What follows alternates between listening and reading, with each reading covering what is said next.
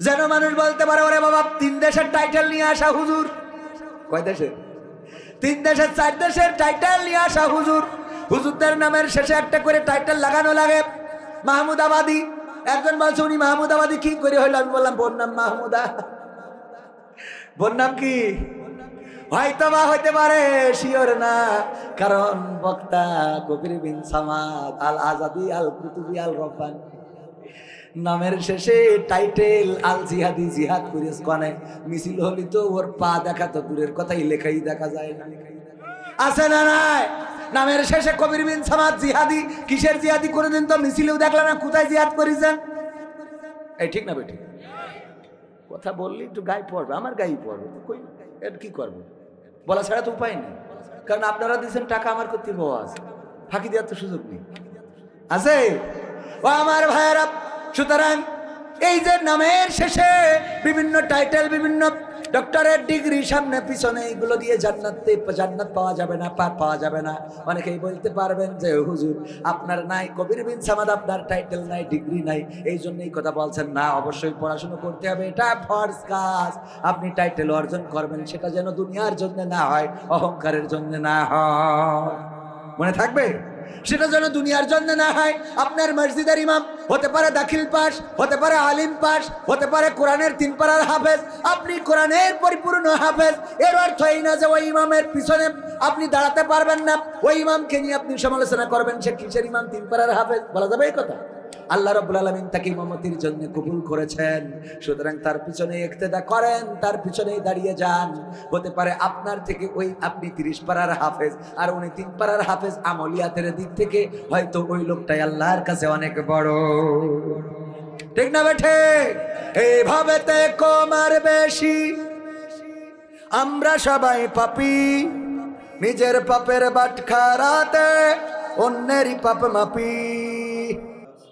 ওরে মরলে মানুষ দাম বাড়ে তার, ওরে মরলে মানুষ দাম বাড়ে তার, বাঁচতে অবহেলা। দুনিয়ার এই রং বাজারে এটা কেমন খেলা দয়াল, দুনিয়ার এই রং বাজারে এটা কেমন খেলা। ওরে মরলে মানুষ দাম বাড়ে তার, মরলে মানুষ দাম বাড়ে তার, বাঁচতে অবহেলা। দুনিয়ার এই রং বাজারে এটা কেমন খেলা দয়াল, দুনিয়ার এই রং বাজারে এটা কেমন খেলা, দুনিয়ার এই রং বাজারে এটা কেমন খেলা দয়াল, দুনিয়ার এই রং বাজারে এটা কেমন খেলা।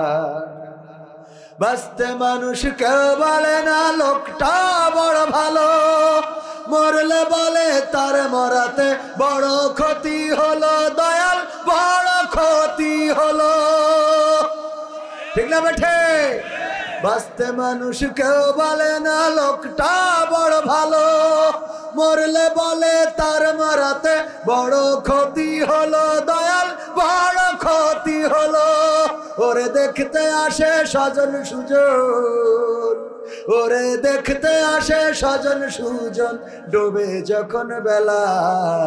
দুনিয়ার এই রং বাজারে এটা কেমন খেলা দয়াল, দুনিয়ার এই রং বাজারে এটা কেমন খেলা, দুনিয়ার এই রং বাজারে এটা কেমন খেলা দয়াল, দুনিয়ার এই রং বাজারে এটা কেমন খেলা। ছেঁড়া কাপড় তাও জটে না পরি কষ্ট করে, ঈদের নামাজ হয় না পড়া, নতুন জামা পরে দয়াল, নতুন জামা পরে। ছেঁড়া কাপড় তাও জটে না পরি কষ্ট করে, ঈদের নামাজ হয় না পড়া, নতুন জামা পরে দয়াল, নতুন জামা পরে।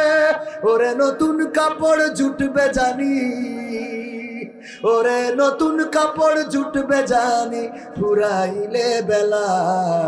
দুনিয়ার এই রং বাজারে এটা কেমন খেলা দয়াল, দুনিয়ার এই রং বাজারে এটা কেমন খেলা, দুনিয়ার এই রং বাজারে এটা কেমন খেলা দয়াল, দুনিয়ার এই রং বাজারে এটা কেমন খেলা। ভাঙা ঘরে দিন কেটে যায় বছর ঘুরে যুগ, এই জীবনে পাইলাম না তো একটু ভাবের সুখ, দয়াল একটু ভাবের সুখ।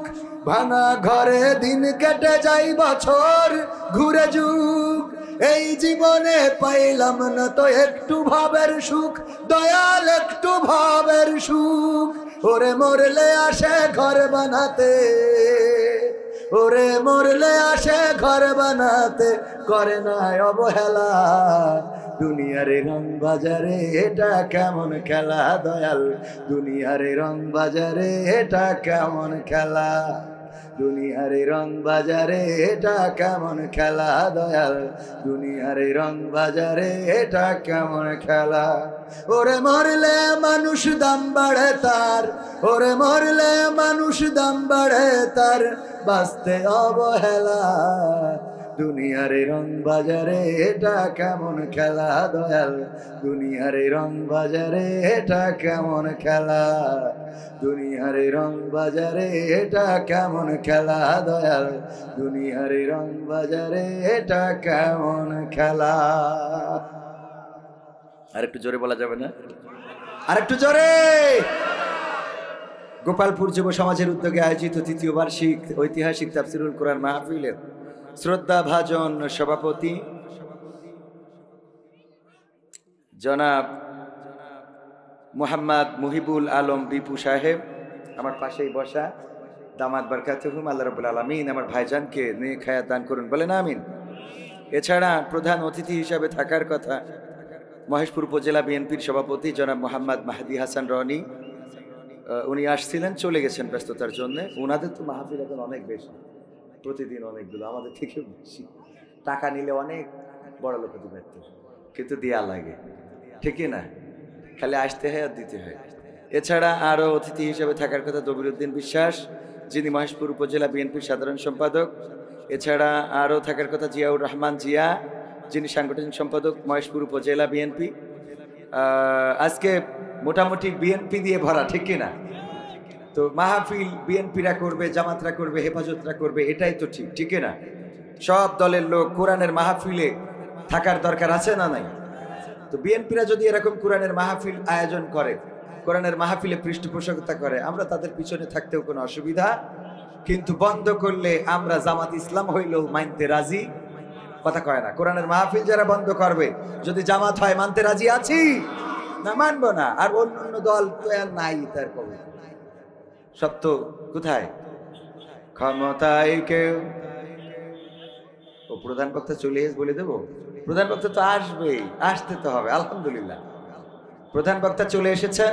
আপনারা যত তাড়াতাড়ি আসবেন ততই তাড়াতাড়ি শেষ করা যাবে। আমি ছেড়ে দেব, আপনারা আমাদের মাহফিলের মধ্যমণি, যার অপেক্ষায় অপেক্ষমান রয়েছেন হযরত মাওলানা মুফাসসিরে কোরআন আমার প্রিয় ভাই গোলাম রব্বানী সাহেব গাইবান্ধা, উনি যথাসময় এখানে চলে আসবেন। আপনারা শুনতে রাজি আছেন না নাই? শুনবেন তো ইনশাআল্লাহ। কোরআনের এই খেদমত যারা করে যাচ্ছেন, আলহামদুলিল্লাহ, আল্লাহ রাব্বুল আলামিন তাদের সব বালা মুসিবত থেকে হেফাজত করুন, বলেন আমিন। এছাড়া আপনারা যারা এসেছেন তারা কিন্তু আমাদের থেকে উত্তম, আমাদের থেকে, কারণ আমরা এখানে টাকা পাই, খাওয়া পাই, তারপরে আসি। আর আপনারা খাওয়াও পান না, টাকাও পান না, বরং দেওয়ার জন্য আসেন, ঠিক কিনা? সত্য বললাম না মিথ্যা বললাম? সত্য কথা স্পষ্ট করে বলার মতো হিম্মত থাকার দরকার আছে না নাই? সত্য কথা স্পষ্ট করে বলতে হবে, তবেই সমাজ পরিবর্তন হবে। সত্য কথা বলার হিম্মত যদি না থাকে, আগে আমরা হিম্মত করতে পারতাম, আগে সত্য কথা বললে দ্বন্দ্ব বেঁধে যেত, ঠিক কিনা? সত্য কথায় ছন্দ বেঁধে যায়, সত্য কথায় দ্বন্দ্ব বেঁধেও যায়, হকের কথায় দ্বন্দ্ব করে ওরা, বলো কারা? শয়তানেরই পথে চলে ওরাই হলো তারা, ঠিক না? ঠিক। সত্য কথায় দ্বন্দ্ব করা যাবে না, হকের কথায় দ্বন্দ্ব করা যাবে না। হকের পথে চলতে হবে, হকের কথা বলতে হবে। হক কথা বলতে গেলে মাঝে মাঝে আমার বিরুদ্ধেও যেতে পারে না, পারে না? আমার বিরুদ্ধেও চলে যায়, আমার বিরুদ্ধেই তো আমি কথা বলি। আমার বিরুদ্ধে অনেক ওয়াজি আছে, আমার বিরুদ্ধে আমার এমন গুনাহ আছে যে গুনার খবর আল্লাহ জানে আর জানি আমি, ঠিক না? ঠিক। আপনারা তো জানেন না, তো ঠিক বললু কি না বললু? আপনাদের মধ্যেও এমন থাকতে পারে না, পারে না? এমন অনেক গুনাহ আছে যেই গুনার খবর আমার মা জানলে ভাত রান্না করে খাওয়াতো না, যেই গোনার খবর যদি আমার বাবা জানতো, বলতো এমন নিকৃষ্ট সন্তানের পরিচয় দিতে চায় না। যদি আমার বন্ধুরা জানতো, বলতো দোস্ত তুমি এত খারাপ। আর যদি আমার গ্রামবাসী জানতো, তাইলে বিচার সালিশ বসাতো। যদি আমার মেম্বার, চেয়ারম্যান, আওয়ামী লীগ, বিএনপির নেতারা জানতো, তাইলে আমার জরিমানা করতো। এমন অনেক গোনায় আছে, যেই গোনার যদি গন্ধ থাকতো, তাহলে আমার ডানে বামে যারা আছে কেউ বসতো না, আমার সামনে আপনারা বসতেন না। আমার গোনাগুলো যদি প্রকাশ হয়ে যেত, আজকের শ্রোতারা আমার মাইকে ওয়াজ করতে দিত। এমন গোনা আছে না নাই? জানেন কে? জানে আল্লাহ, জানি আমি। আপনারা যারা আছেন, এমন গোনা থাকতে পারে ভাইয়েরা আমার। সুতরাং এই কথাগুলো বললে নিজের বিপক্ষেও যাবে না। কনে কি করলেন, কার ঘর ভাঙলেন, কার ইমামতি থেকে বাদ দিলেন, কারে কবে মামলা দিলেন, কারে কবে জেলে ভরলেন, কথা বললেই দেখা যায় যে একদল উঠে পড়ে লেগে যেত। এখনো আবার তাদের প্রেতাত্মা, তাদের সাথে একাত্মতা ঘোষণা করা এমন কিছু আল্লাহর ওলি আছে, হক কথা বললে তারা আবার দাঁড়ায় যায়। আছে না নাই? এই দাঁড়াতে আর দেয়া হবে না। এই বাংলাদেশ রক্ত দিয়ে কথা বলার অধিকার এনেছি, এখনো স্বাধীনতা আসে না, এখনো স্বাধীন হয় না এই বাংলাদেশ।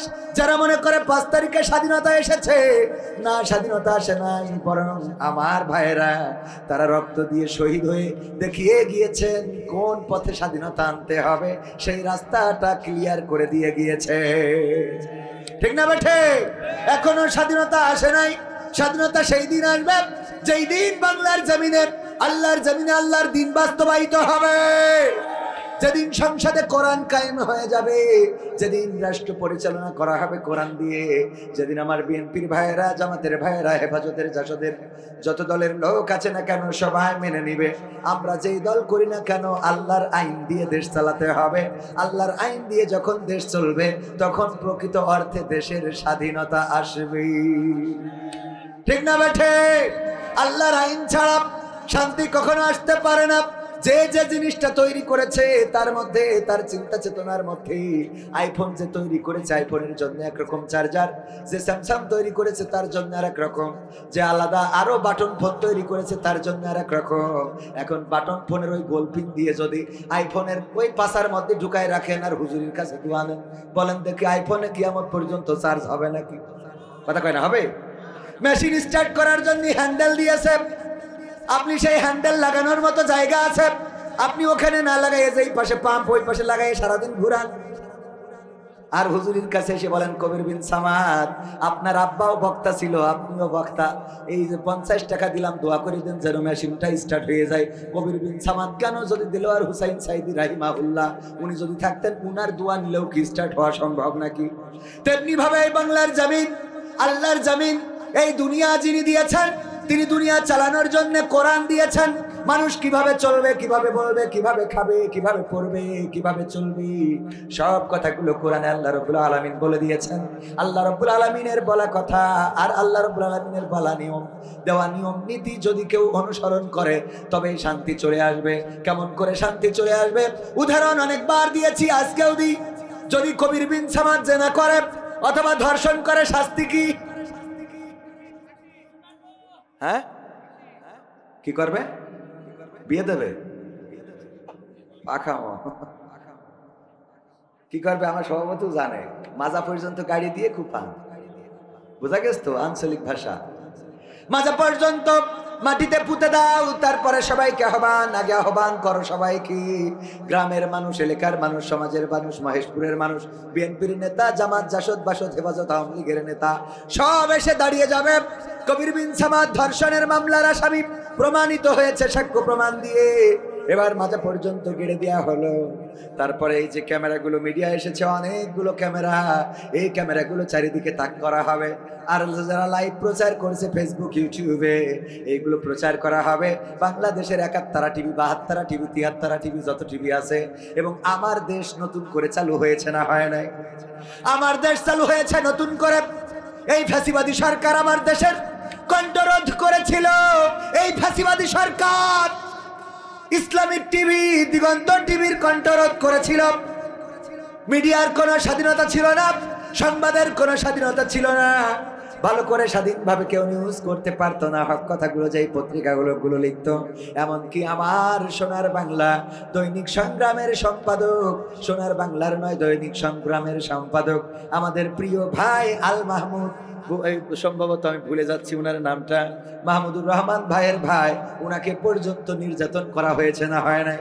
দাড়ি ধরে টানা হয়েছে, দাড়ি ধরে টেনে নিয়ে যে অপমান করে আবুল আসাদ, আমি ভুলে গেছিলাম কি নাম, আবুল আসাদ দৈনিক সংগ্রামের সম্পাদক, এই সম্পাদকের দাড়ি ধরে অপমান করেছে আমার আল্লাহর ওলিরা, যুবলীগ ছাত্রলীগের নেতারা, হাফিজাহুল্লাহরা নাকি।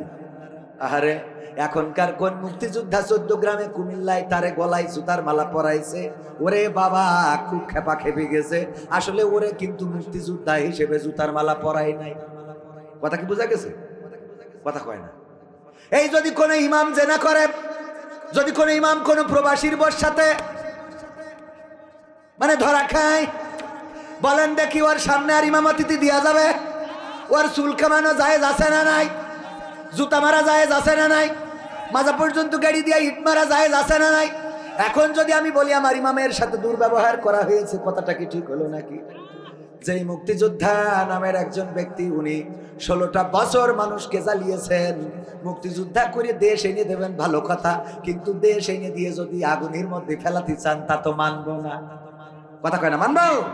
সুতরাং 14 গ্রামে যে মুক্তিযোদ্ধার উপরে আক্রমণ হয়েছে, মুক্তিযোদ্ধা হিসাবে আমরা এর প্রতিবাদ জানাই যে একজন মুক্তিযোদ্ধার পরে এমন আক্রমণ করা সঠিক নয়, এটা করা যাবে না, এটা করা জায়েজ নাই, এটা করার কোনো আইন নাই। সুতরাং তারপরে এইভাবে ব্যক্তি আক্রমণ না করে যদি অপরাধী হয়ে থাকে, আইন ও প্রশাসনের কাছে ধরে দেয়া দরকার, আইন তার জন্য ব্যবস্থা নেবে, কার্যকরী পদক্ষেপ নেবে, এতে কোনো সন্দেহ নাই। কিন্তু তারপরে যে উগ্র আচরণ করেছে, এই আচরণের কারণে সেই সব সুশীলেরা কথা বলছে, তাদের কাছে প্রশ্ন হলো ইতিপূর্বে এই সুশীলগুলো কোথায় ছিল?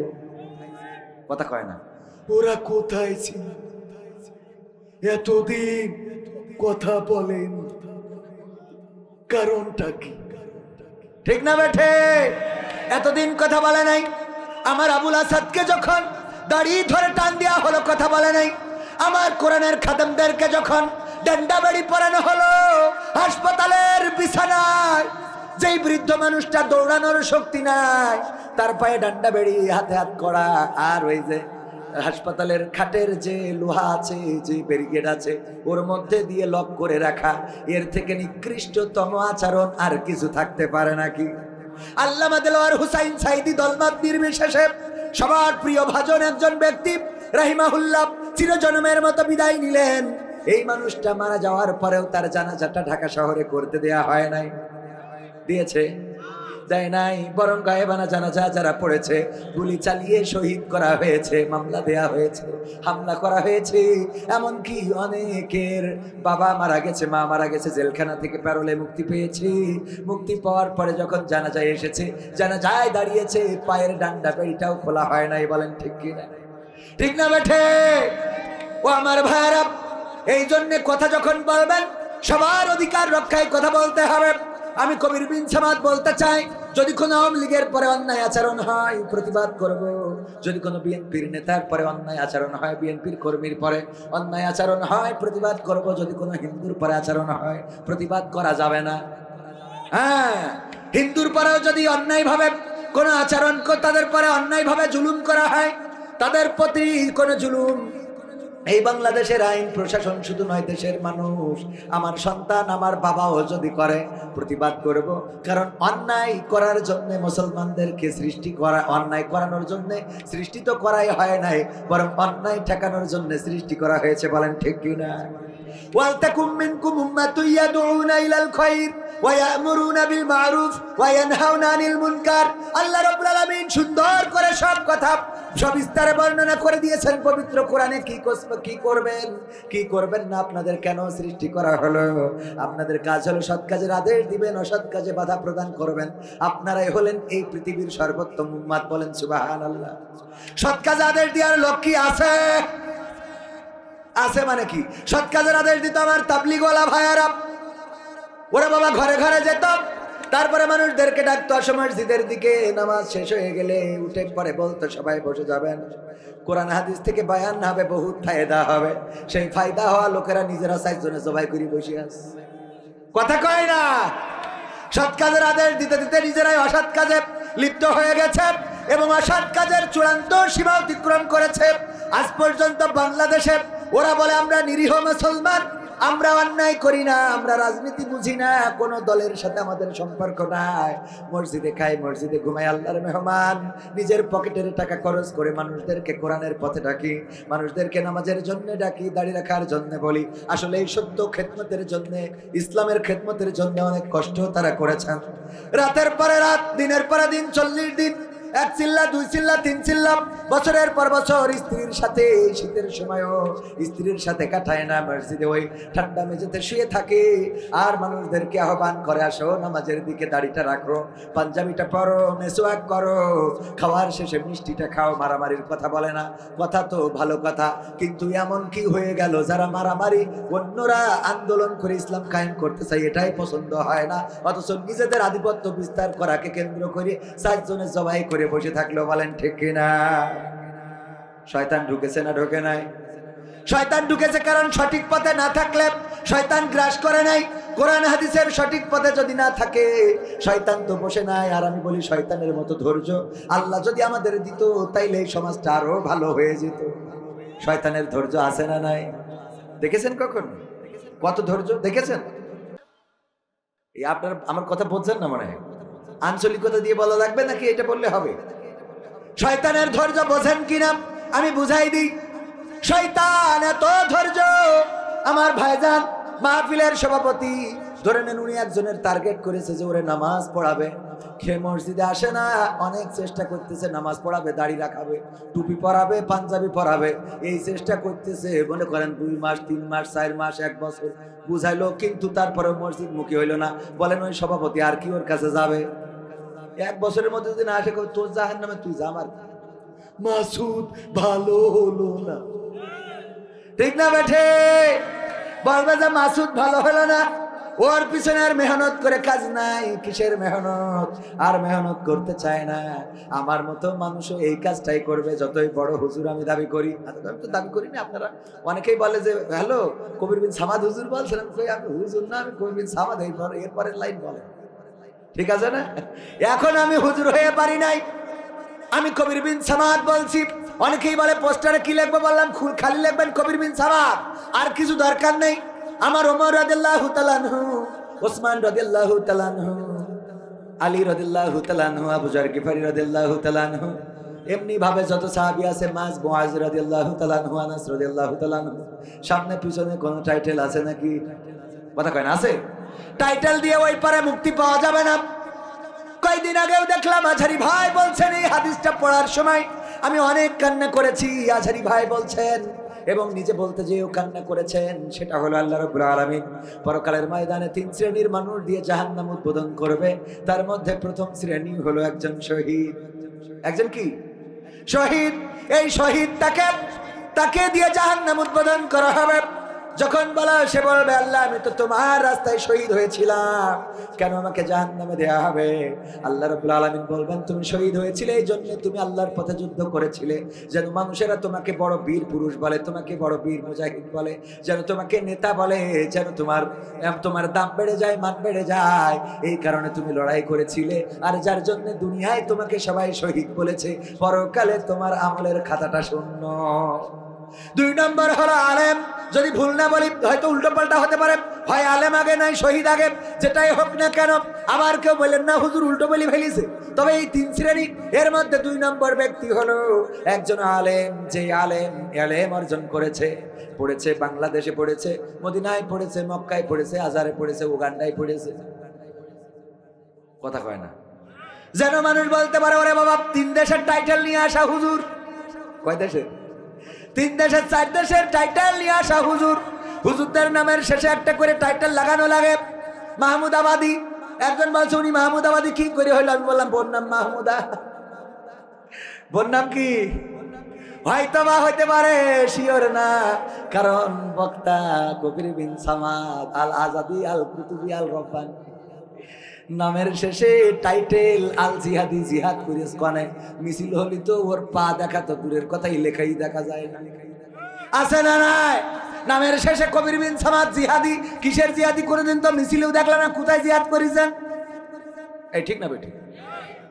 কথা বললি একটু গায়ে পড়বে, আমার গায়ে পড়বে, কই এর কি করবো?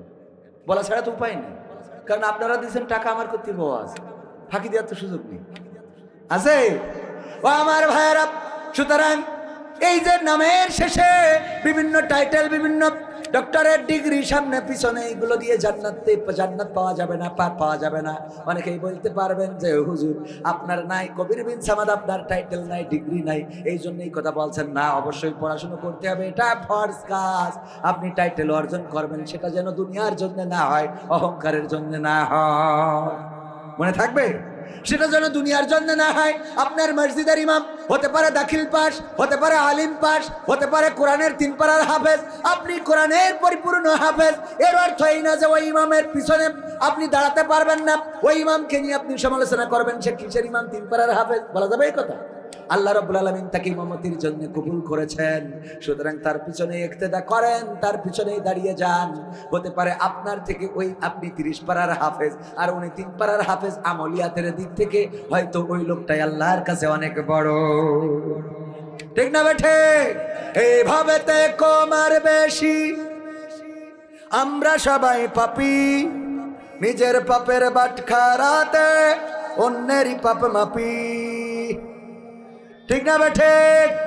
জোরে বলেন ঠিক না বেঠে? এইভাবে তে কমার বেশি, আমরা সবাই পাপী, নিজের পাপের বাটখারাতে অন্যেরই পাপ মাপি। ভাবি না ভাই আমি নিজে, ভাবি না ভাই আমি নিজে কত গুনাহগার, কি করে যে পার হইব গেলে পরপার। ও আল্লাহ, কি করে যে পার হইব গেলে পরপার, কি করে যে পার হইব গেলে পরপার। ও আল্লাহ, কি করে যে পার হইব গেলে পরপার। যাই না দেখায় আমল খাতা, কি যে তাতে লেখা, সোজা পথে চলছি নাকি পথটায় আছে বাঁকা, নেকের আমল জমা নাকি আছে খাতায় বাকি, নগদ কথা বলছি সবাই কাজের বেলায় ফাঁকি। কথা কয় না। এই আপনাদের কি খুব ঠান্ডা লেগে গেছে? জ্বর লাগতেছে? আওয়াজ দিচ্ছেন না কেন? না এলাকার মানুষ বলে একটু দাম কম? দাম কম? একদম কম নিনি, মোটামুটি ভালো একটা অ্যামাউন্ট নিয়ে আইছি। যাই না দেখায় আমল খাতা, কি যে তাতে লেখা, সোজা পথে চলছি নাকি পথটায় আছে বাঁকা, নেকের আমল জমা নাকি আছে খাতায় বাকি, নগদ কথা বলছি সবাই কাজের বেলায় ফাঁকি। ওরে আমি কেমন ভালো মন্দ, আমি কেমন ভালো মন্দ জানেন পরোয়ার, কি করে যে পার হইব গেলে পরপার। ও আল্লাহ, কি করে যে পার হইব গেলে পরপার, কি করে যে পার হইব গেলে পরপার। ও আল্লাহ, কি করে যে পার হইব গেলে পরপার। মিথ্যা কথা বলি ততক্ষণ যতক্ষণ আছে জোর, সত্য কথা প্রমাণ হলেই বোঝা যায় সে চোর। আল্লাহর চেয়ে মানুষেরই বড় ভয়ে আছি, কার রহমে দয়া মায়াই এইভাবে তে বাসি। মিথ্যা কথা বলি ততক্ষণ যতক্ষণ আছে জোর, সত্য কথা প্রমাণ হলেই বোঝা যায় সে চোর। আল্লাহর চেয়ে মানুষেরই বড় ভয়ে আছি, কার রহমে দয়া মায়াই এইভাবে তে বাসি।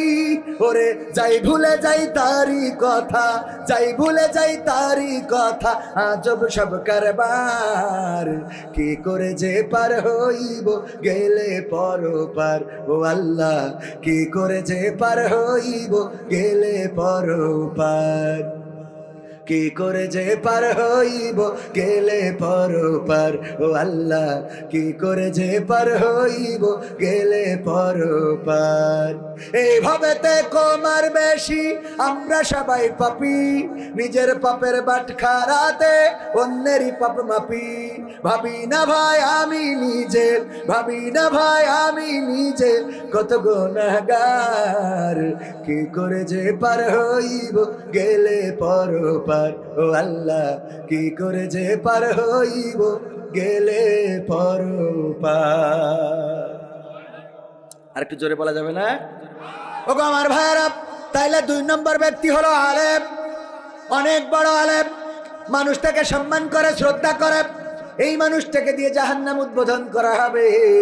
সে বলবে আল্লাহ আমি তো দুনিয়ার পরে আলেম ছিলাম, আমি একজন আল্লাহওয়ালা ছিলাম, আল্লাহ তোমার বান্দা ছিলাম, আমারে কেন জাহান্নামে দিবে? আল্লাহ রাব্বুল আলামিন বলবেন তুমি ইলম অর্জন করেছিলেন, দুনিয়ার মানুষ যেন তোমারে বড় বলে, তোমারে যেন আলেম বলে, তোমারে যেন তোমার নামের টাইটেলে যেন বড় বড় ডিগ্রি দেখে মনে করে ওরে বাবা এ বড় শিক্ষিত।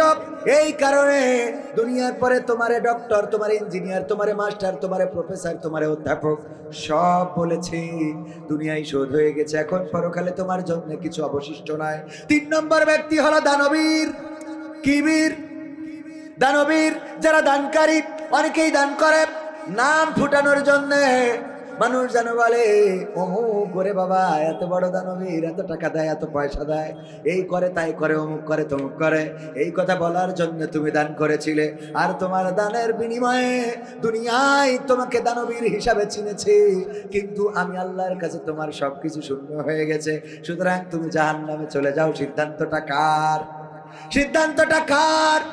সুতরাং আমাদের সকল কর্ম, কিছু কর্ম অবশ্যই লোককে অনুপ্রাণিত করার জন্য আল্লাহ রাব্বুল আলামিন দান করার প্রকাশ্যে এবং গোপনে দুইটাই ঘোষণা দিয়েছেন। চাইলে প্রকাশ্যেও দিতে পারেন, গোপনেও দিতে পারেন, কিন্তু গোপন দানটা আল্লাহর কাছে উত্তম। এখনকার সময় গোপন দানের কথা বলে অনেকেই মোট দানই করেন, এমন আছে না নাই? হুজুর গোপনে দুয়া নেই, গোপনে দুয়াই না হুজুর, গোপনে দুয়ার শুধু ঠিক থাকে, ওর আর গোপন থুতুরির কথা আর খবরই থাকে না, তাহলে সভাপতি সাহেব? হ্যাঁ সভাপতি এটা বোঝে। আলহামদুলিল্লাহ, আলহামদুলিল্লাহ। ভাইরা আমার মাহফিলে তো সেই নাম বলতে বলতে থেমে গেছিলাম। তো অনেকেই রয়েছেন আজকের মাহফিলে, আয়োজন করেছেন গোপালপুর যুব সমাজ। এছাড়া আজকের মাহফিলের প্রধান বক্তা হিসেবে ইতিমধ্যে এসে উপস্থিত হয়েছেন আমাদের প্রিয় ভাই, শ্রদ্ধাভাজন বড় ভাই, আমার খুবই কাছের মানুষ, বন্ধুত্বের মতোই সম্পর্ক যে ভাইয়ের সাথে, জনাব মাওলানা গোলাম রব্বানী যুক্তিবাদী গাইবান্ধা। এছাড়া স্টেজে আরও গণ্যমান্য ব্যক্তিবর্গ আছেন, আরো তো থাকার কথা, সব পালায়, যাই হোক অসুবিধা নেই। সামনে আছেন দিনদার ইমানদার মুসলমান ভাই বাবাজিরা, পর্দার অন্তরালে মা এবং বোনেরা, সবাইকে অন্তরস্থল থেকে সালাম জানাচ্ছি। আসসালামু আলাইকুম রাহমাতুল্লাহি ওয়া বারাকাতুহু। মাহফিল কি শুরু করব? এতক্ষণ যা বললাম ওটা বোনাস, ওটা হলো কি? আমরা শুকরিয়া আদায় করব কার? কার? শুকরিয়া আদায় করার সবচেয়ে উত্তম ভাষা কোনটা বলেন? আলহামদুলিল্লাহ, আলহামদুলিল্লাহ, আলহামদুলিল্লাহ। এর থেকে উত্তম ভাষা, বিপদে পড়েন, মুসিবতে পড়েন, কষ্টে পড়েন, যে অবস্থায় থাকেন না কেন শুকরিয়া আদায় করেন। আল্লাহ রাব্বুল আলামিন আপনার উপরে রহম করবেন, আপনার নিয়ামত বাড়িয়ে দিবেন, বলেন সুবহানাল্লাহ। আবার সুবহানাল্লাহ বললে আল্লাহ রাসূল সাল্লাল্লাহু আলাইহি সাল্লাম বলেছেন, এই দুনিয়ায় যত খালি জায়গা আছে সমপরিমাণ সওয়াব তার আমলনামায় লিখে দেওয়া হয়, বলেন সুবহানাল্লাহ। আল্লাহ রাব্বুল আলামিন কত সওয়াব আমাদের জন্য দিয়ে রেখেছেন। জানালা রেখেছেন ঘরের মধ্যে, নিয়তটা হলো মসজিদ এই পাশে, মসজিদ দক্ষিণ পাশে, সুতরাং দক্ষিণে একটা জানালা রাখি যেন ফজরের আজানটা এই জানালা দিয়ে ঢোকে, ওই জানালা দিয়ে বাতাসও ঢুকবে, আলোও ঢুকবে, ঠিক না বেঠিক? আবার আজানের শব্দ, শুধুমাত্র নিয়তটা করেছেন আজান ঢুকার জন্যে, এতে সওয়াব দিয়ে দিয়েছেন কে? আর নিয়ত করেছেন আলো বাতাস ঢুকার জন্য এই পাশে জানালা রাখি, আজানের নিয়তটা নাই, আজানও ঢুকবে, আলো বাতাসও ঢুকবে, কিন্তু সওয়াব পাওয়ার সুযোগ, কথা কয় না। বিয়ে করবেন, শীতকাল যাচ্ছে, লেপ গরম করার জন্য, সওয়াব হবে না। চরিত্র ঠিক করার জন্য আল্লাহ রাব্বুল আলামিন হুকুম করেছেন, রাসূল সাল্লাল্লাহু আলাইহি সাল্লামের সুন্নাহ, যেভাবেই মনে করেন যদি এই নিয়তে বিয়ে করেন, শীতকাল হইলেও সওয়াব, গরম করা হইলেও সওয়াব। আরে বাবা, এইবার কয় ঠিক, এতক্ষণ ধরে ঠিক বলছে না। বিধবা বিয়ে করলে আরো উত্তম, হ্যাঁ, দরকার আছে না নাই? দরকার আছে, কিন্তু আপনাদের আমার না, আবার আমার কথা ভিডিও আসছে তো ওদিকে আবার ঠিক রাখা লাগবে তো, না আবার ঝামেলা আছে না নাই? আজকালকের ছেলেরা বই নিয়ে আর বসে না, ও বাবা গুগলে সার্চ করিয়া পড়ে। ওরে কালের মেয়েরা কোরআন হাদিস ধরে না, এখনকার মা বোনেরা কোরআন হাদিস পড়ে না, আল্লাহ টিকটকে ভিডিও ওরা করে। আজকালকের ছেলেরা বই নিয়ে আর বসে না, গুগলে সার্চ করিয়া পড়ে। আগের সময় প্রেম করিলে সভাপতি বলতে পাইছ কি, এখন বলে শখ করিয়া বাবু তুমি খাইছ কি? ঠিক না বেঠে? আগের সময় প্রেম করিলে আমার মুরব্বীরা বলতে পাইছ কি, এখন বলে শখ করিয়া বাবু তুমি খাইছ কি? লজ্জা শরম নাই আইলাম কোন জামানাই, লজ্জা শরম নাই আইলাম কোন জামানাই, ভবিষ্যৎ দেখি অন্ধকারে। আজকালকের ছেলেরা বই নিয়ে আর বসে না, ও বাবা গুগলে সার্চ করিয়া পড়ে। নতুন করে হয়েছে চালু এখন আমার কন্টেন্ট, পরিচয় করাই দেখি এই আমার গার্লফ্রেন্ড। আছে না নাই? মহেশপুরি তো নাই, আছে, সব জায়গায় আছে। এখানে কারা কারা হাত তোলেন তো? একজন ঠিক আছে আল্লাহর ওলি, এই পীর সাহেব, হ্যাঁ মনের ভুলে উঠেছে না এমনি ইচ্ছা করি? শয়তান, কন্ট্রোল করতে পারিনি নাকি না বুঝে মিছে কথা বলিনি? ঠিক আছে তো, ওইটাই পীর সাহেব আল্লাহর ওলি। আল্লাহ নেখায়াত দিক বলে না আমি, আল্লাহ আরো 2-4 বিয়ে করার তৌফিক দিক। আবার মনে করছে মনে হয় প্রেম করার কথা বলবো। ওরে না পাগল, হুজুর জাতে মাতাল হলো তাহলে ঠিক আছে, ঠিক আছে না? হাত তোলার সময় একটু বুঝে শুনে তুলতে হয়। ওই যে আমাদের এক জায়গায় এক হুজুর বলছিল, বলছে যে এক জায়গায় ওই কালেকশন করতেছে, তা বলছে 50,000 টাকা দেওয়ার মতো কেউ কি আসেন, একটু হাত উঁচু করেন তো। তো কেউ হাত তোলে না, পরে সুদ দিয়ে বলে ভাইয়েরা আমার 50,000 টাকা কেউ দেওয়ার মতো যদি থাকেন একটু হাত উঁচু করেন, দোয়া করে দেব যেন মা বাবা 14 গোষ্ঠী জান্নাতে থাকি। 50,000 টাকা কেউ দেবেন নাকি? একটু হাত উঁচু করেন। কেউ হাত তোলে না, কেউ তোলে না, তোলে না, তোলে না। কত সুর দিয়ে বললো, যখন হলো না হুজুরের মিজাজটা খারাপ হয়ে গেছে, মিজাজ হারিয়ে এবার বলতে 50,000 টাকা দেওয়ার মতো কোন আল্লাহর ওলি কি এখানে নাই, হাত উঁচু করেন। তো একজন আবার ওই আওয়াজ শুনতে এসে আবার ঝিমুস ছিল, ওই যে ধমক শুনেই হঠাৎ করেছি আপনাকে হাত উঁচু করি। নাম কি? বলছে ওবায়দুল কাদের। আল্লাহ ওবায়দুল কাদের 50,000 টাকা এই মাহফিলের জন্য দিল, তুমি দানকে কবুল করে না, তার 14 গোষ্ঠী জান্নাতে রেখে দাও। মা বাবা নানা নানি দাদা দাদি যারা চলে গেছে আল্লাহ তুমি ওদের জান্নাতে রেখে দিও, বলেন আমি। ও হাত তুলি বলছে আল্লাহ হুজুর, মনে মনে, মানে ডাইরেক্ট তো বললি মার খাবে। আমি যে 50,000 টাকার আপনি দোয়া করে দিলেন, আমি কালকে বিড়ি কিনবো, সে টাকাও তো নেই। বিড়ি কিনে খাবো কালকে, না খালি তো টয়লেটও হবে না, সে টাকাও তো নাই। চুপচাপ মাহফিল শেষ করে পরের দিন আমার হুজুর ইমাম সাহেব এসেছে আমার মসজিদে। এরকম এক হুজুরের কাছে গেছে, যে বলছে হুজুর গো বিপদে পড়ে আপনার কাছে আসেছি। কি বিপদ? গতকাল গেছিলাম যাদবপুর গোপালপুর মাহফিল শোনার জন্য, সেখানে যাওয়ার পরে হুজুর টাকা তুলছিল আর আমার এসেছিল ঘুম, আমি কাক ঘুম হঠাৎ করে ঘুমাই গেছি। হুজুর কখন কি বলেছে জানি নে, বলছে হাত উঁচু করেন, আমি শুনে হাত উঁচু করেছি, কিন্তু আগের লাইন ছিল যে 50,000 টাকা কারা দেবেন তারা হাত উঁচু করেন। আমি তো হাত উঁচু করেছি, এখন করবো কি? আমার তো 50 টাকাও নেই। কয় অসুবিধা নেই, না থাকলেও তো ভুলক্রমে হয়ে গেছে। কয় এতেও আমার দুঃখ নেই, কিন্তু দুঃখ হইলো হুজুর দোয়া করেছে আল্লাহ ওর মা বাপ দাদা দাদি নানা নানি 14 গোষ্ঠী যেন জান্নাতে থাকে। এখন আমি টাকা না দিলে ওকে আবার বের করে জাহান্নামে রাখবে নাকি? এখন যদি টাকা না দিই তাহলে ওকে আবার বের করে কি আবার জাহান্নামে ছুঁয়ে দেবে কিনা? ভয় আছে না নাই? হাত উঁচু করার সময় এই জন্য বুঝে শুনে করার দরকার আছে না নাই?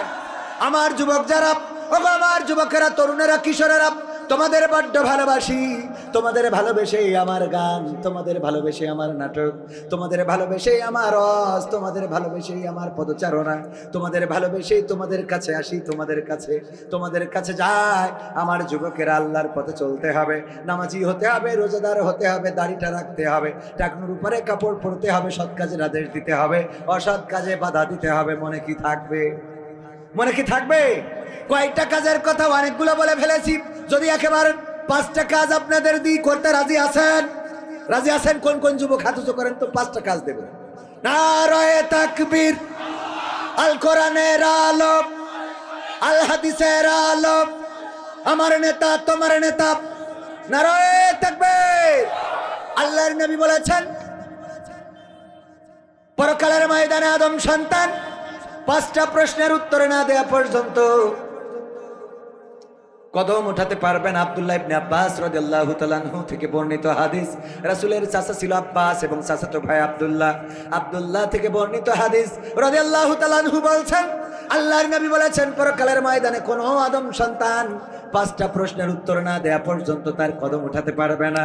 তার মধ্যে 1 নম্বর প্রশ্ন হলো, জন্ম থেকে মৃত্যু পর্যন্ত আল্লাহ যে হায়াতটা দিয়েছিলেন, এই হায়াতটা কোন পথে ব্যয় করেছেন? এই প্রশ্নটা হবে 1 নম্বর। কয় নম্বর? সবাই বলেন কয় নম্বর?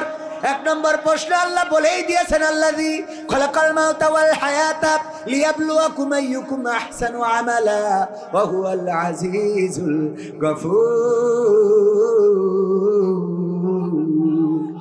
আমার আল্লাহ বলছেন, যিনি সৃষ্টি করেছেন মৃত্যু এবং সৃষ্টি করেছেন জীবন, আর তার মাঝখানে দিয়েছেন তোমাদের একটা সময়। এই সময়ের মধ্যে আল্লাহ পরীক্ষা করতে চান, দেখতে চান আমলের দিক থেকে কে কত বড় পরহেজগার, কে কত বড় অগ্রগামী, কে কত বেশি এগিয়ে। আমলের দিক থেকে আল্লাহ দেখে নিতে চায় কে রাজপথে থাকে, কে নামাজে থাকে, কে মসজিদে থাকে, আর কে ওই বটতলায় গাঞ্জা টানার পরে থাকে। আছে না নাই? আগে যদি কেউ চিকনা হয়তো মানুষে বলতো, এই তুই কি কিছু খাস না নাকি, এত চিকন হয়ে গেলি কেন? আর এখন যদি কেউ চিকনা হয়, বলে তুই কিছু খাওয়া ধরেছিস নাকি? এখন তুই কি কিছু খাওয়া ধরেছিস? আরে দুনিয়াটা পাল্টে গেছে। আমি প্রায়ই বলি, দেখেন আগে যখন বিয়ের জন্য পাত্রী দেখতে যাওয়া হতো, বিয়ের জন্য যখন পাত্রী দেখতে যেত আমাদের দাদারা, আমাদের চাচারা, আমাদের মুরব্বীরা, আগের সময় মুরব্বীরা যেত পাত্রী দেখার জন্য, আর পাত্রী দেখতে যেয়ে জিজ্ঞাসা করতো, গো মা তুমি কি কোরআন শরীফটা পড়তে পারো নাকি? হ্যাঁ পারি। তাইলে কোরআন শরীফটা মেলে দেওয়া হতো, পড়ো 2 লাইন 3 লাইন 5 লাইন একটু পড়ে শোনাও। ও গো মা বলো দেখি তুমি পারো নাকি? আয়াতুল কুরসিটা মুখস্থ আছে নাকি? হ্যাঁ আছে, শোনাও। ও গো মা ইয়াসিন সূরা মুখস্থ আছে নাকি? সূরা আর রহমান মুখস্থ করেছো নাকি? সূরা আম্পারার লাস্টের 10টা সূরা মুখস্থ আছে নাকি? নামাজের মধ্যের যে আনুষঙ্গিক বিষয়গুলো আছে, তাশাহুদ পারো নাকি? আত্তাহিয়াতু পারো নাকি? দোয়ায়ে মাসুরা, দোয়ায়ে কুনুত পারো নাকি? এইগুলো জিজ্ঞাসা করা হতো। আর এখন মুরব্বীরা দেখতে যায় না, দেখতে যায় ইয়াংয়েরা, বন্ধু বান্ধবরা মিলে মোটরসাইকেলে গিয়ার মেরে চলে যায়। যাওয়ার পরে যে জিজ্ঞেস করে, ভাবি টিকটক আইডিতে ফলোয়ার্স কত? ঠিক না বেঠে? আপনি যা ভিডিও করেন তা ভিউজ কেমন? এই কথা কয় না, ঠিক বলছি না? ঠিক বলছি। ফেসবুকে ফ্রেন্ড ফলোয়ার কত? আপনার আইডির লিঙ্কটা দেন, আমি রিকোয়েস্ট পাঠাই। আরে বাবা, আইডির লিঙ্কটা দেন, আমি রিকোয়েস্ট পাঠাবো। তার মানে বন্ধুর সাথে বিয়ে হওয়ার আগে তোর সাথে আমার আছে না নাই? আবার কিছু পাগল ছাগল আছে, বিয়ের পরে আয়োজন করে বন্ধুদের ডেকে নিয়ে যায়, দোস্ত আই মালটা কেমন আনলাম একটু দেখে নে। আছে না নাই? শয়তান। আবার এখন হয়েছে কাপল ভুলা। কি ভুলা? কাপল ভুলা। মোবাইল একটা ধরে, আরে বাবা, নায়ক পিছনে দাঁড়ায় থাকে, আর নায়িকা কি করে? নায়িকা মানে ওর বউ।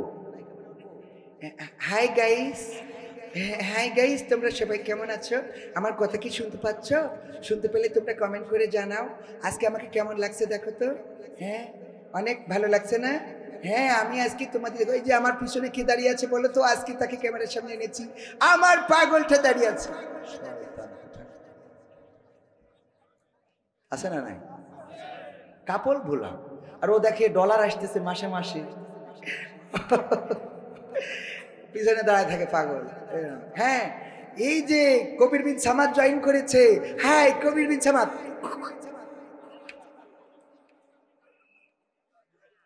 সত্য না মিথ্যা?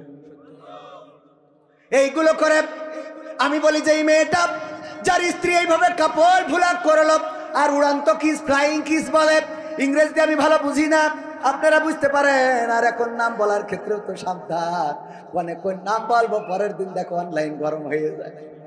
আমার আমির হামজা ভাই একটা নাম বলে বিপদে পড়েছে না পড়ে নাই? কথা কয় না, পড়েছে না পড়ে নাই? মুফতি আমির হামজা নামটা বললো আর তুমি কত বড় আল্লাহর ওলি তুমিও চিনলে, কথা কয় না? তুমি যদি আল্লাহর ওলি হও তাইলে নাম বলার পরে চেনো কেমনে? আমি উদাহরণ দিতে যেয়ে বলি, ছায়া ডুলু ডুডুডি মালয়েশিয়া, কালো আডা কাওয়ান চিনি ডুলু ডুডু মালয়েশিয়া বলে পাহাম সেকাপ ছায়া আডা আডা সেপা angkat tangan sepa dulu duduk Malaysia. Ini satu orang lagi, ada lagi 1 2 3 4 5 6 banyak orang oh. Kawan ini dulu duduk Malaysia, saya apa sikap dia orang saja paham, lain orang tak paham, betul kan? Betul? Ini orang cakap betul. দেখেন কারণ কি, আমি যে কথাগুলো বললাম এরা মালয়েশিয়ায় ছিল, মালয়েশিয়ার আমার আগের হাজি হয়তো, এই জন্য আমার কথাগুলো বুঝে ফেলেছে, ঠিক কিনা? অথবা আমার সম ঠিক না বেঠিক, মালয়েশিয়ার হাজি, ভুল বললাম নাকি? তো আমি বললাম ওনারা বুঝলো, বাকি যারা জান নাই তারা তো বোঝেন নাই। তো আমির হামজা ভাই একটা নায়িকার নাম বললো, তুমি সাথে সাথে বুঝলে, তাহলে তুমিও তো হাজি কম না, কথা কয় না? তুমি যদি আল্লাহ আল্লাহ হও তাহলে ও যখন বলিছে রাশমিকা মান্দানা, তুই তো মনে করবি এটা মনে হয় আতাফল খাওয়া জিনিস, কথা কয় না? তোর তো এটা বুঝার কথা, তুই বুঝলি কি করি? আমি তো এটাই বুঝে পাচ্ছি না। আল্লাহওয়ালা সাজো, আল্লাহওয়ালা, কত আল্লাহওয়ালা, এসব আল্লাহর ওলিরা ভালো করেই জানে। ওয়াজ করি ফজরের নামাজ কজনে পড়ো, ওটা নিজে হুজুর নিজেই বুঝি, পরের কথা কওয়ার দরকার, ঠিক আছে না বে? ঠিক বললাম? এত এত পরের কাছে আল্লাহর কাছে খাতা আছে, ইকরা কিতাবাকা কাফা বিনাফসিকা আল-ইয়াওমা আলাইকা হাসিবা, পড়ো তোমার কিতাব, তুমি পড়ে তোমার হিসাব তুমি নিজে করো, নিজে করার জন্য যথেষ্ট। ও বাবার যুবকেরা, কোন বটতলায় কোন গাছতলায় কত রাত জেগে ফ্রি ফায়ার পাবজি খেলেছো, এই কথা বলার জন্য তোমার কিতাব যথেষ্ট হয়ে যাবে।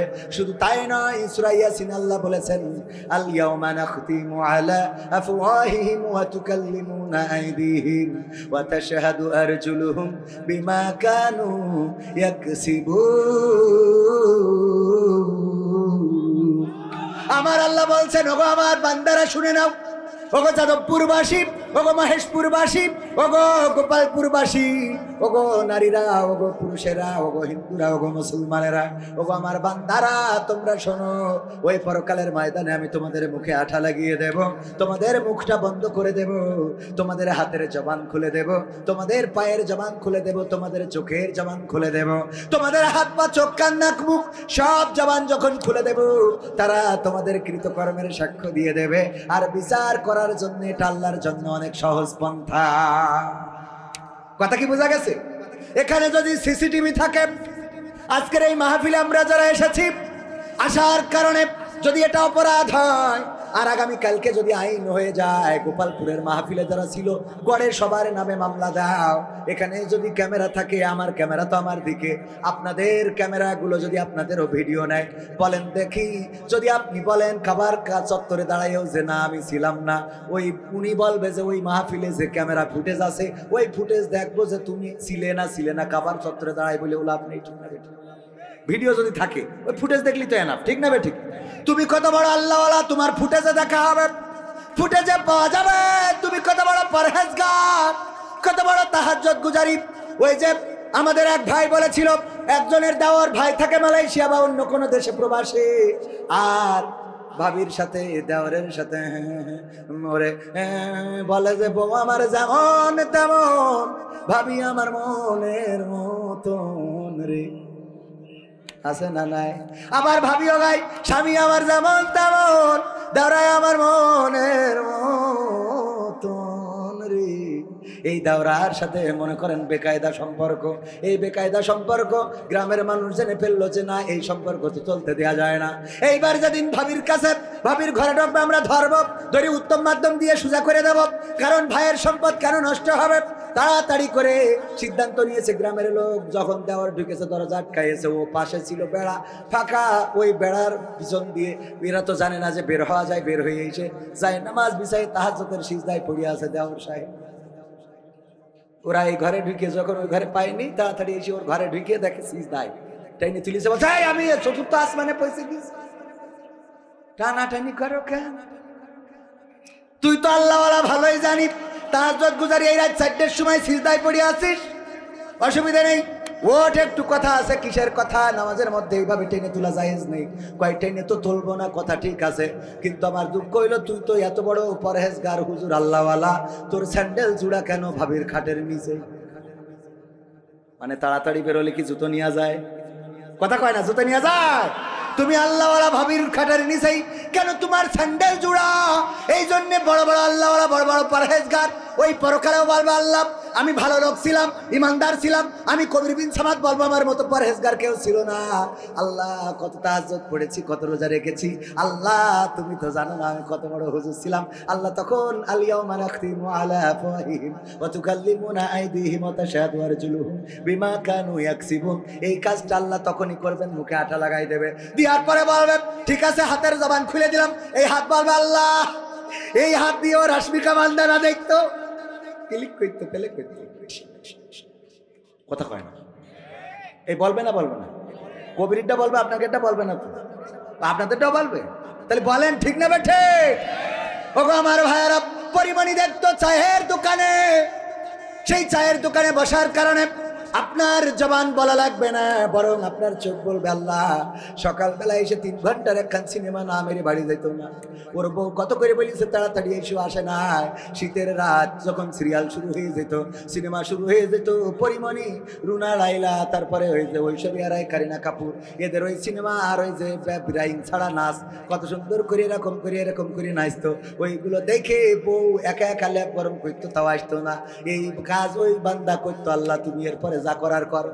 পা বলবে কথা সত্য, কারণ আমার এই পায়ে হেঁটে হেঁটে যেত। কথা কয় না, সাক্ষ্য দিয়ে দেবে যুবকেরা। এইবার ওই বিপদে পড়ে যাবা কিয়ামতের ময়দানে। কথাটা আমার কোনো বানানো কথা নয়, পবিত্র কোরআনের সূরা ইয়াসিন পড়ে দেখবা ভাইরা আমার, আল্লাহ রাব্বুল আলামিন এইভাবে হিসাব নিয়ে নেবেন। সুতরাং সেই পরকালে আমাদের তো যেতেই হবে, সেখানে যাওয়ার জন্য তৈরি হওয়ার দরকার আছে না নাই? যদি তৈরি না হও, এই দুনিয়ার জমিনেও দেখো শেখ হাসিনা 16টা বছর হায়াত পেয়েছিল। কয় বছর? 16 বছর হায়াত পাইল। আল্লাহ বলল আল্লাযী খালাকাল মাউতা ওয়াল হায়াতা লিয়াবলুয়াকুম আইয়ুকুম আহসানু আমালা। আল্লাহ বলছে আমি তো 16 বছর হায়াত দিলাম, আর তোর মৌতও দিলাম। ছাত্র আন্দোলন করবে আর তোর মৌত হয়ে যাবে, সিয়াস ছেড়ে চলে যেতে হবে।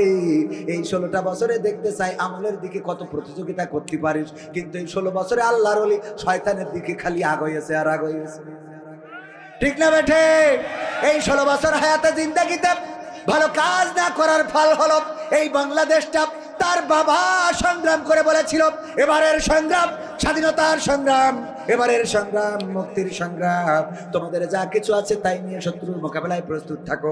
এমন করে যে রক্ত গরম করা ভাষণ দিল, তার সন্তান এই বাংলার জমিনে থাকার মতো সাহসটাও পাইল না। ঠিক না বেঠে? ক্ষমতায় কেউ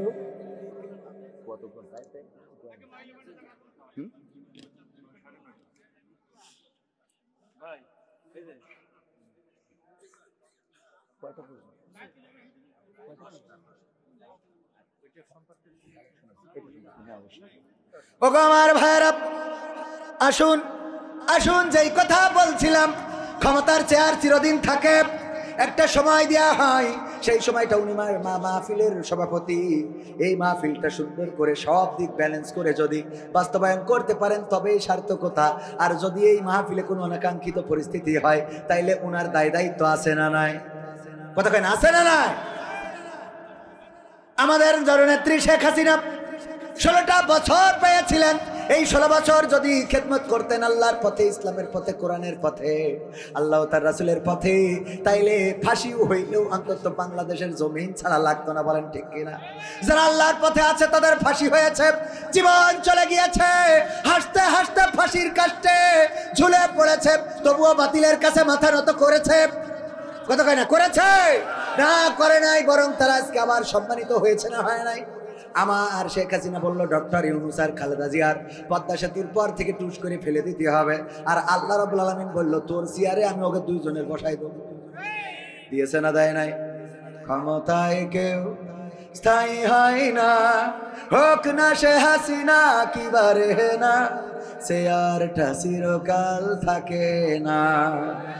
ক্ষমতায় কেউ স্থায়ী হয় না, মুজিবুর বেশি দিন থাকেনি, জিয়াউর কেউ তো রাখেনি।